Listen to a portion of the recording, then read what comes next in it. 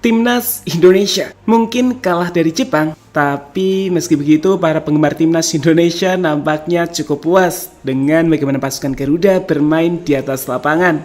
Para pemain memang nampak sempat panik di awal laga, tapi setelahnya mereka mulai lepas, bermain dengan determinasi tinggi tanpa takut sama sekali dengan para pemain Timnas Jepang, di mana pemain seperti Justin Hubner, George Yamato, dan Sandy Wells benar-benar menunjukkan kualitas luar biasa untuk jadi tembok pertahanan tim Garuda. Hal yang membuat sekali lagi membuat pemain-pemain tersebut layak mendapatkan pujian, terkhusus Justin Hubner dan Sandy Wells yang sukses menciptakan gol.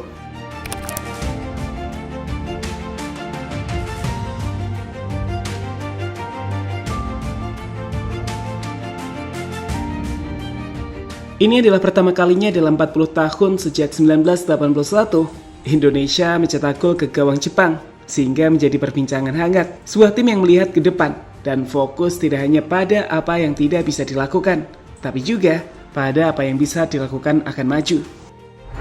Bertanding menghadapi tim nasional Jepang, dengan Jepang juga mencari kemenangan untuk bisa memastikan mereka lolos ke babak berikutnya, jelas bukan pekerjaan yang mudah. Mereka adalah tim dengan ranking FIFA terbaik di Asia, tim dengan kecepatan dan organisasi permainan luar biasa, dengan pemain individu yang banyak juga jadi bintang di sepak bola Eropa, seperti Takefusa Kubo di Real Sociedad, hingga Wataru Endo yang bermain di tim The Reds Liverpool, sehingga jelas sangat sulit untuk bisa mengalahkan tim yang menjuluki dirinya sebagai King of Asia.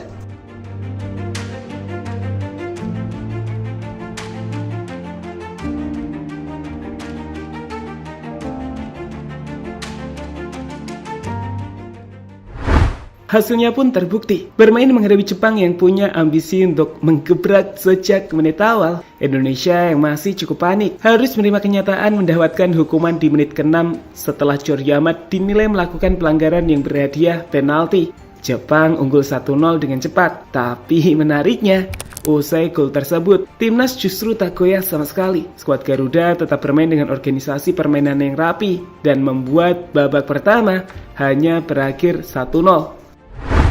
Di babak kedua, timnas lebih terbuka, lebih banyak memberikan pressing tinggi dan itu dimanfaatkan oleh Jepang untuk mencari 2 gol lewat serangan balik sebelum Sandy Wells menciptakan gol yang memperkecil skor menjadi 3-1. Indonesia kalah, tapi apakah itu buruk? Jawabannya adalah tidak. Here we go. Big moment.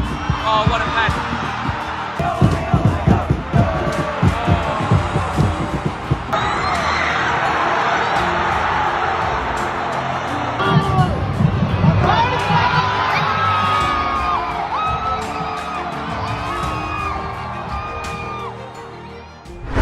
Justin Hubner keren.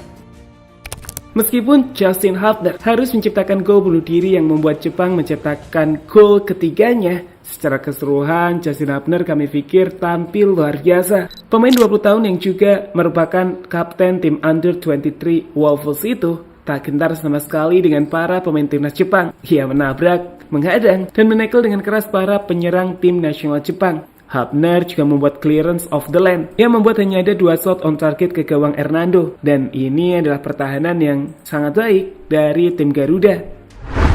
Jika kita menyaksikan laga itu sendiri dengan komentator asing, kita juga akan mendengar jika Justin Hubner cukup sering mendapatkan pujian dari komentator pertandingan berkat aksi-aksi menawanya. Ingat, Justin baru 20 tahun, tapi sikapnya tak inferior dengan penuh determinasi adalah hal yang luar biasa. Here's the movement out, keeper's out to the edge of his penalty area. Hubner, good pace from the young Wolfsman. But it's really difficult for Indonesia. They're constantly getting possession. Terlepas dari gol bunuh dirinya malam ini, di sepanjang gelaran Piala Asia 2023 menurut Mimin, Justin Hubner performanya yang stabil. Semoga di kualifikasi Piala Dunia Maret nanti dan Juni nanti Hubner semakin berkembang bersama timnas Indonesia.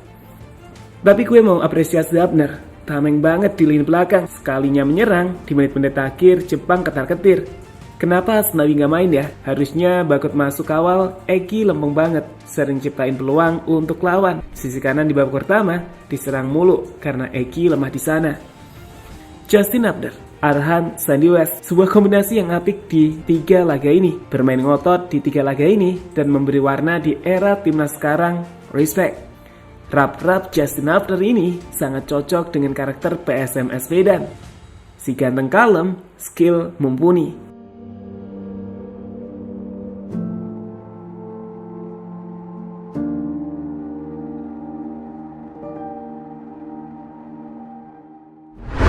Sandy West, Jordi Amat, Rizky Ridho, dan Arhan.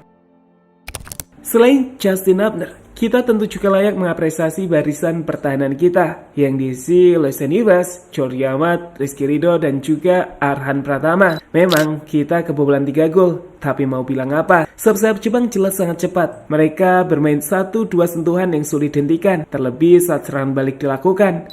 Kita sering dihadapkan pada posisi 3 back kita lawan 3 penyerang Jepang, yang tentu saja membuat pemain bertahan sangat sulit menghadapi para penyerang tim Jepang tersebut. Tapi meski begitu, sekali lagi, determinasi mereka layak untuk dipuji. Mereka bermain penuh 90 menit tanpa mengalami kelelahan sama sekali, bahkan bisa menciptakan gol di masa injury time ke gawang Jepang. Itu adalah bukti jika mereka masih dalam kondisi bugar hingga akhir laga. Hal yang sangat jarang terjadi di timnas Indonesia.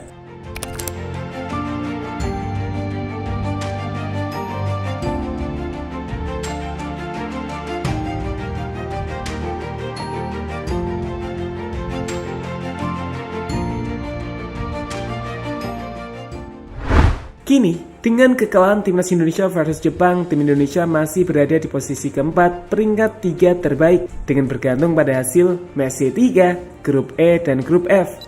Skema lolos pertama timnas, yakni bergantung pada hasil di grup E. Indonesia bisa lolos jika Bahrain kalah dengan selisih 3 gol. Skor berapapun, Bahrain kalah 2 gol tanpa balas, dan Bahrain kalah dari Jordania dengan selisih 1-3, tapi disiplin poinnya timnas harus lebih baik, minimal 6 kartu kuning untuk Bahrain. Dalam hal ini cukup sangat sulit. Skema kedua bergantung pada hasil grup F, yakni Oman bermain imbang dengan Kyrgyzstan, atau jika Kyrgyzstan yang menang, dengan catatan menang 1-0, 2-1, atau 3-2 saja.